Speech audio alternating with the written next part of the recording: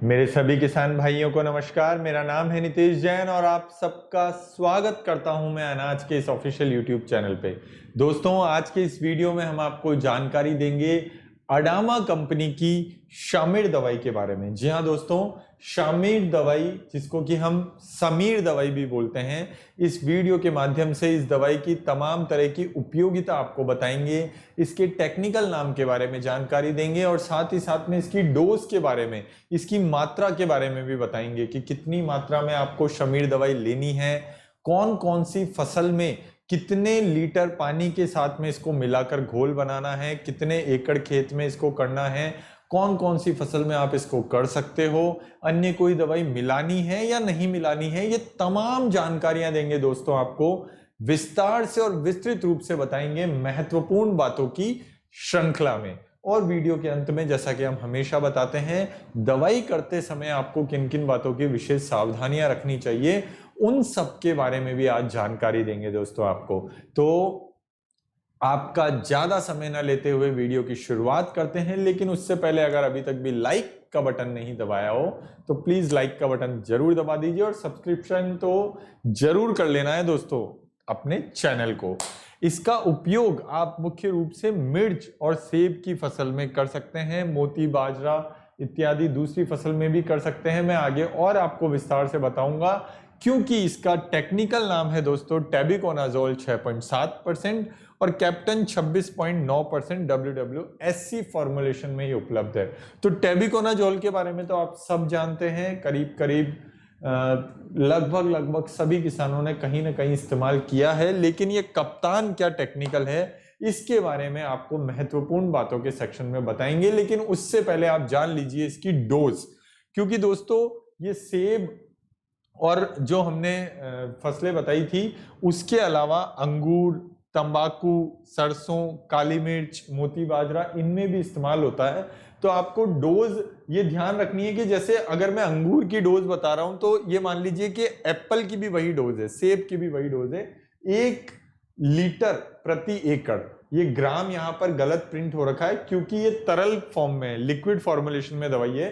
तो 1 लीटर प्रति एकड़ अंगूर और सेब में, 2 लीटर प्रति एकड़ तंबाकू में, 1 लीटर प्रति एकड़ सरसों में, 2.5 ml प्रति काली मिर्च के पौधे में, 2.5 ml प्रति काली मिर्च का पौधा, क्योंकि काली मिर्च की फसल नहीं होती, काली मिर्च के पौधे होते हैं। काली मिर्च एक साथ नहीं लगती है, पौधे होते हैं इसके, जैसे सेब के और इनके पौधे होते हैं, उसी तरीके से।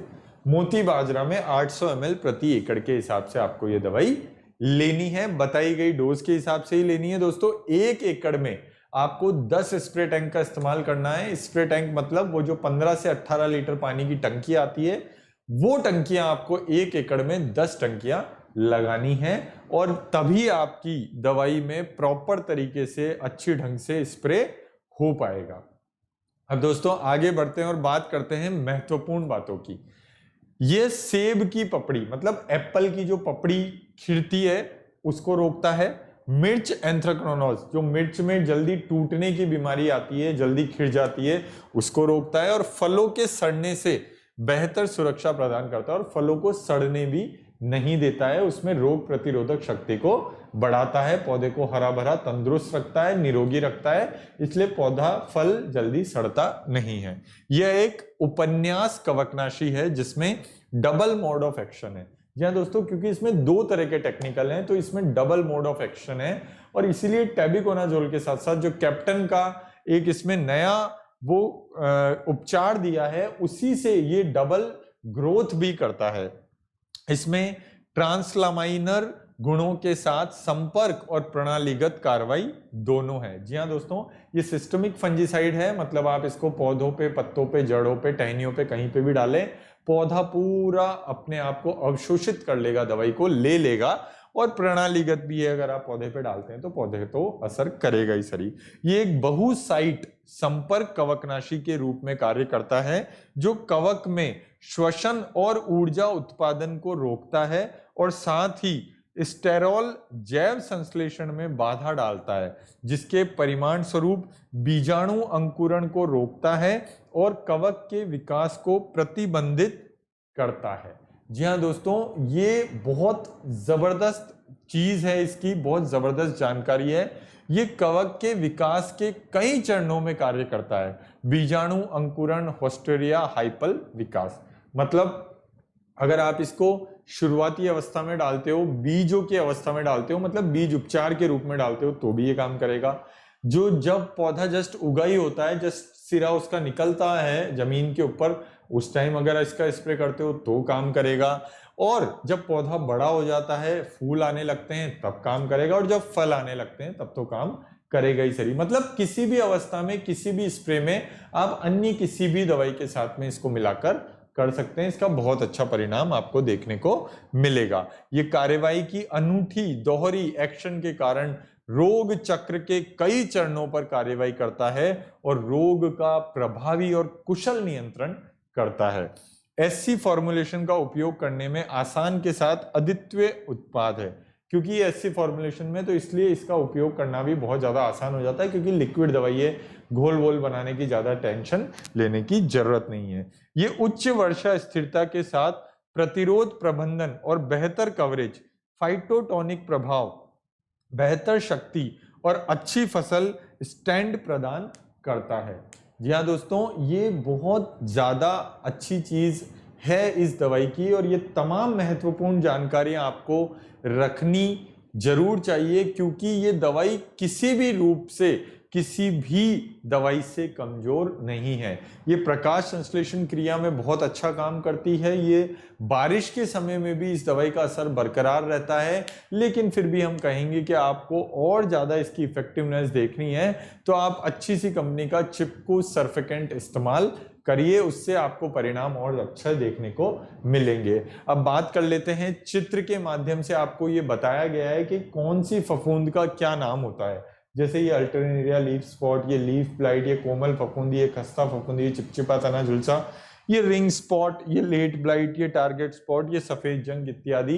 ये कुछ एक फफूंद है जो आपको विभिन्न तौर पर अलग अलग फसलों में देखने को मिलती है। तो यहाँ पर हमने चित्र के जरिए दिखाया है कि कौन सी फफूंद किस तरह से दिखती है, दिखने में कैसी होती है। क्योंकि नाम में तो हर बार हमारे दर्शक कंफ्यूज हो जाते हैं कि यार ये हर बार ऐसे ऐसे नाम लेते हैं जो हमने कहीं सुने ही नहीं है। तो इसीलिए हम ये हर वीडियो के हर स्लाइड में दिखाते हैं कि भाई हम इन फफूंदों के बारे में बात कर रहे हैं।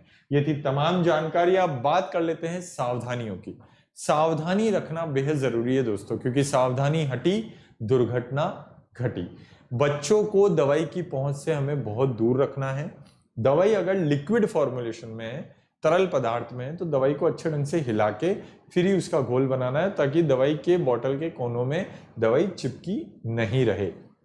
और कभी भी खाली पेट कभी भी खेत में स्प्रे करने नहीं जाना है। अच्छा सा भोजन लेके, अच्छा सा खाना खा के, उचित मौसम में, गर्मी में नहीं जाना है। सुबह के समय हल्की नमी में आप स्प्रे करने जाइए।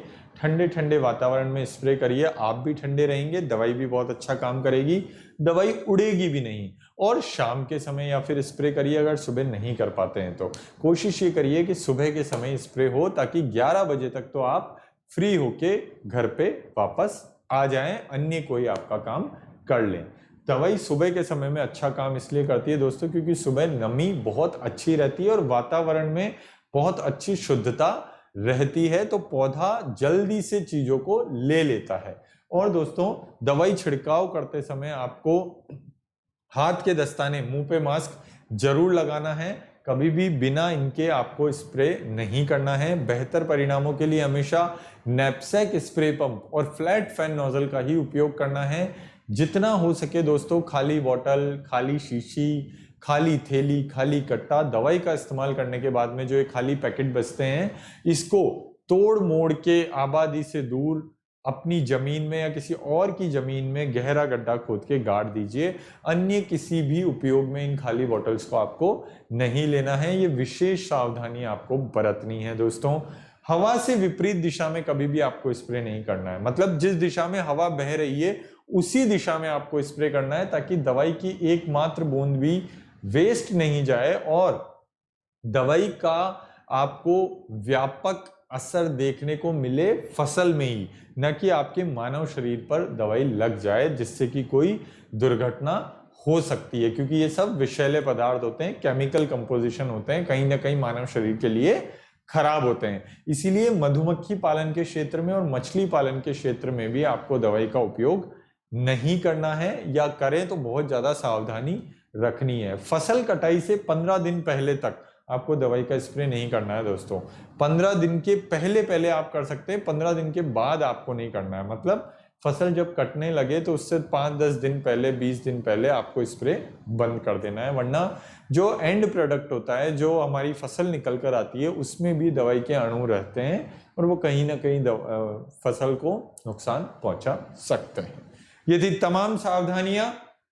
आने वाले वीडियो में हम आपको जानकारी देंगे दोस्तों अडामा कंपनी की प्रॉक्सीमैन दवाई के बारे में। जी हाँ दोस्तों, प्रॉक्सीमैन दवाई के बारे में व्यापक रूप से विस्तार से आपको वीडियो के बारे में चर्चा करेंगे, जानकारी लाएंगे और बहुत अच्छी जानकारी देने का प्रयास करेंगे। दोस्तों अगर ये पूरा वीडियो और ये पूरी जानकारी आपको पसंद आई हो तो प्लीज हमारे वीडियो को लाइक करिए, हमारे चैनल को सब्सक्राइब करिए, नोटिफिकेशन का बेल आइकन जरूर दबा लीजिए दोस्तों, एक घंटी वाला बटन, ताकि आने वाले वीडियोस की जानकारी आपको नोटिफिकेशन के माध्यम से मिलती रहे और आपका और हमारा साथ ऐसे ही बना रहे। दोस्तों नमस्कार।